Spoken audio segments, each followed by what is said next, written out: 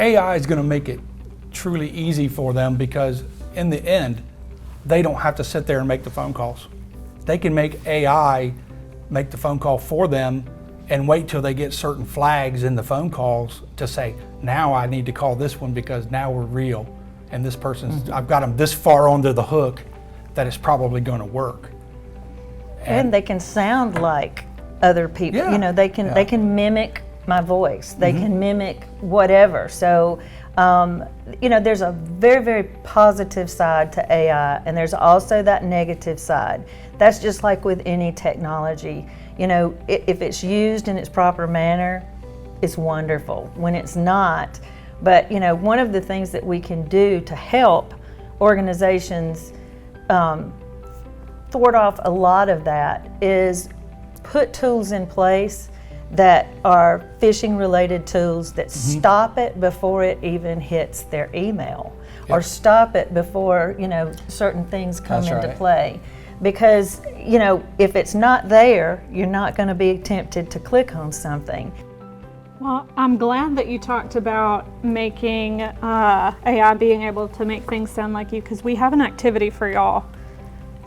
We have deep faked some of your coworkers, and we're going to see if you can tell the difference. Okay. So here are your answer paddles. All right. You'll take those and pass them down. We love games. Oh, good. Just in time for the Olympics. 1 to 10. 1 to 10 would have been better. I'm going to go for the zero trust approach. Trust no one. Yeah, I trust nobody. You should have gotten that one and go for the zero. That's a good one.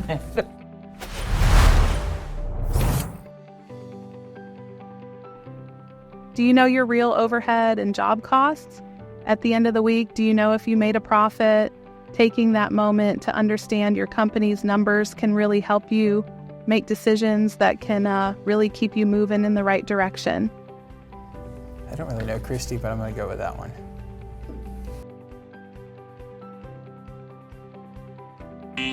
Oh, see, I don't know Christy, so. I didn't know Christy's voice either, so I do know Christy's voice, so it's like, okay. Everyone assess risk in their lives every day. You slow down on icy roads. You watch a how-to video before attempting a home improvement project. You have an emergency fund to cover unexpected expenses. The same principle is true for organizations. But complex companies need an organized and formal approach. I'm wrong again. I got to be wrong. I might be wrong. So. Okay. And you know what gave that one away for me? Is that doesn't typically sound like the way that Josh would word things to me. And some of the topic he was talking about, why it might all be related, it just doesn't. There was something that just told me in my gut.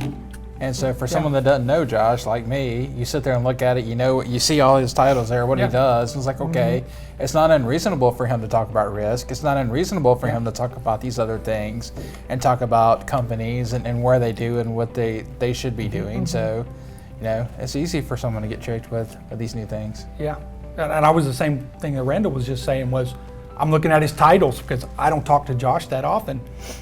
That's the same with the last two. Emily got both of the last two right, and she talks to those people far more than we do. Yeah. So she knows better. Well, only sometimes. Maybe I'm a fake. I don't know. Put one of Emily up there and let me answer that. Yeah, get that one good.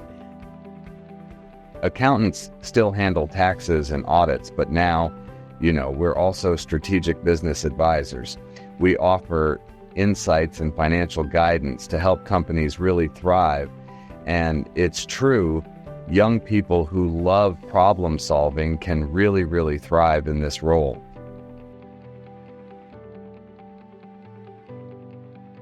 That one was warbling. The sound was, I didn't think the sound was quite right. Well, if you know Rick, he is a lot more energetic than that. That's really the best way I can put that.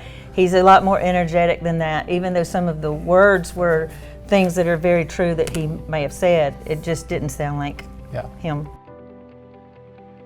And then some are funded internally, where the schools is basically paying for that person to attend. So they need to be careful about trying to get too aggressive in trying to grow an enrollment at a cost.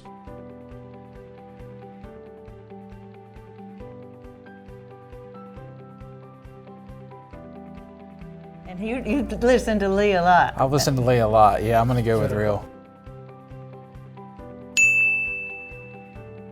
Because that sounds like him when he's talking to a client or trying to, on a phone call or something versus, client-facing Correct. call versus, internal-facing call. That sounded more like him.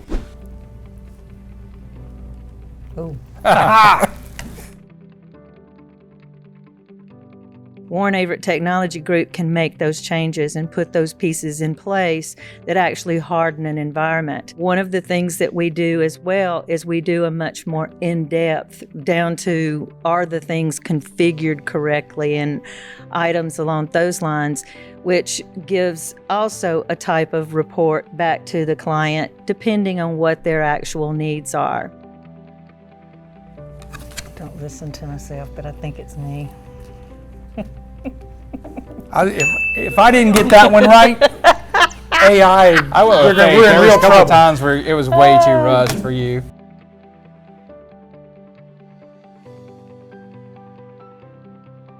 You stop and verify. If you question it, go with that gut feeling and question it, and then verify and prove that it's accurate. Until then, don't believe it's accurate till you prove it is. It's always appropriate to stop, but say, hey, I need to call you back. Right. I've got something else coming in right now. I need to call you back, and then that is your verification. That is your verification. Because if you call them back and they're like, what are you talking about? So. And I think it gets a lot of people too, though, when like the help desk is just getting calls from people at a business that they've never talked to before. True. And there are tools out there for that, to have the person verify who they are, like an app on your phone, and the help desk would send them a ping, for lack of better words, and they would answer it. And if they answered it, we know we're talking to the person who set up their phone.